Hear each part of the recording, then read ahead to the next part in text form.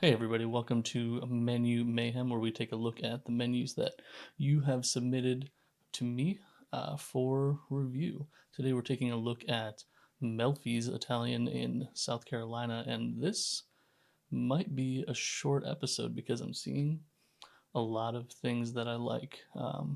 We are already on theme very well.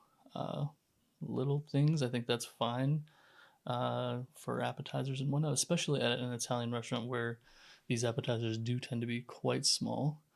Everything is on theme: calamari, fried artichokes. The descriptors are short and sweet to the point. We love that. Moving on to soup and salads. Again, everything here is on theme, on point. This is fantastic. I think a surprising number of people don't know beyond spaghetti what they're ordering at an Italian restaurant. This small line art is a fantastic visual indicator. It breaks up the text a little bit without getting messy, without using pictures, which we hate. And overall, I feel like it's a wonderful addition. It cuts down on questions. It lets people feel a little more confident in what they're ordering. Wonderful addition. A few pizzas, but we don't go crazy with it. This I like. I feel like too often Italian restaurants feel the need, if they offer pizza, to become a pizzeria, have a list of sauces and ingredients that one can put together.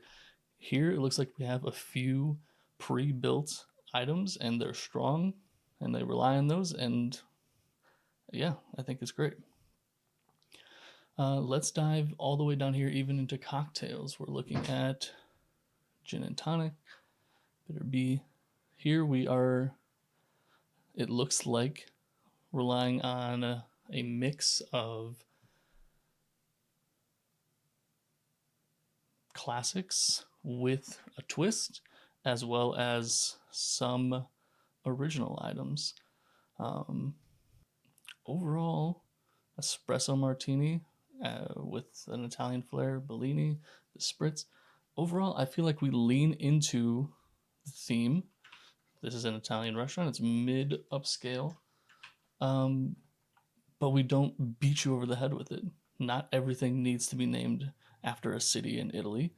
Not everything needs an extremely Italian sounding ingredient. Over here, we highlight some specials. We continue on down here with some minimal illustrations. I mean, I really don't have anything bad to say here. I feel like they've done a wonderful job keeping on theme, which is something we see restaurants struggle with all the time. So if I'm going to nitpick, I feel like we did get a little caught up in our formatting here. This section has the two columns, and it works well because we have descriptors underneath each one. So we have the title, the price, and then a descriptor that kind of fills in this whole column, and it works well. Over here, we wanted to maintain similarity, but we went away with it from the descriptors. So the column is left unfilled, and instead we have this space where this, while it is in line here and does look like a second column, it kind of does appear like it comes out of nowhere if just looking at it as an individual section. I think I would either recommend adding short descriptions here to fill in this column so it looks much like this one, or just going ahead and centering these items in here so it looks a little stronger. So maybe put these here as opposed to where they are.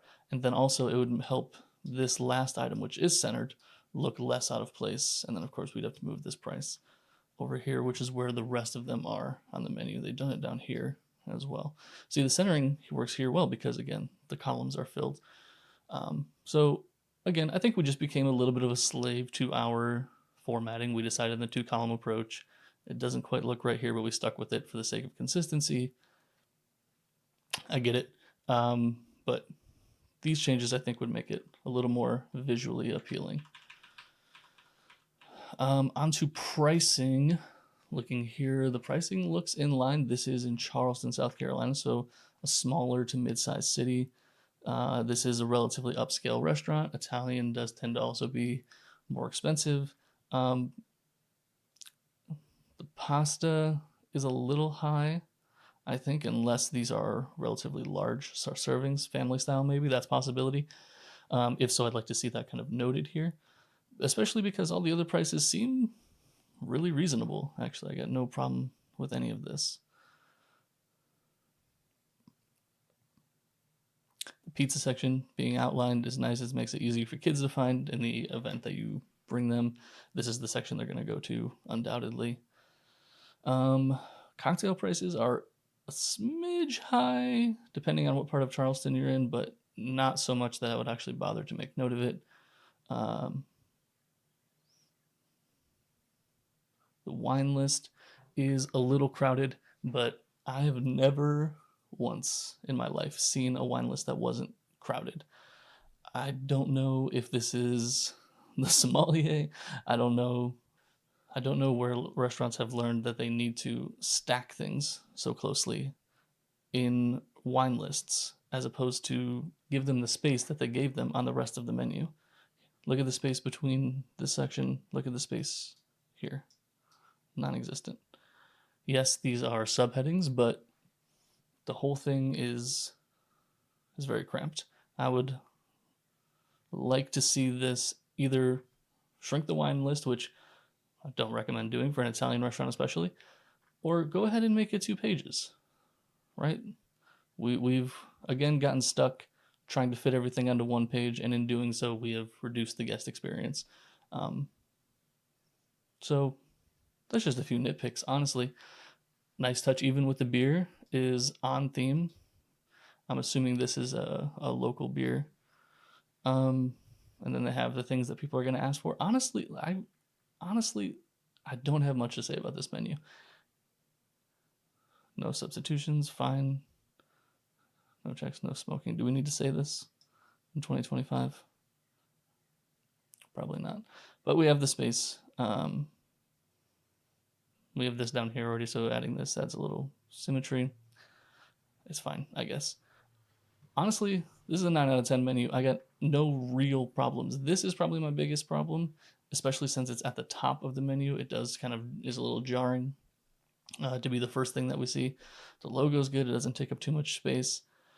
The information is good. It's a fantastic menu, and if I was a consumer looking at this place ahead of time, I think that not only would this not put me off, I would probably be excited.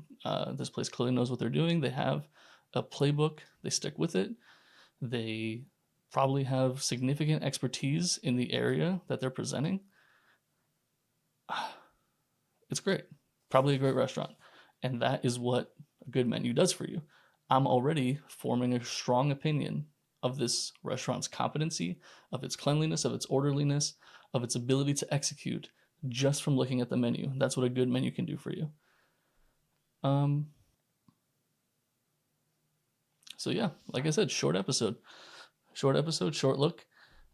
Not much to complain about, not much to say.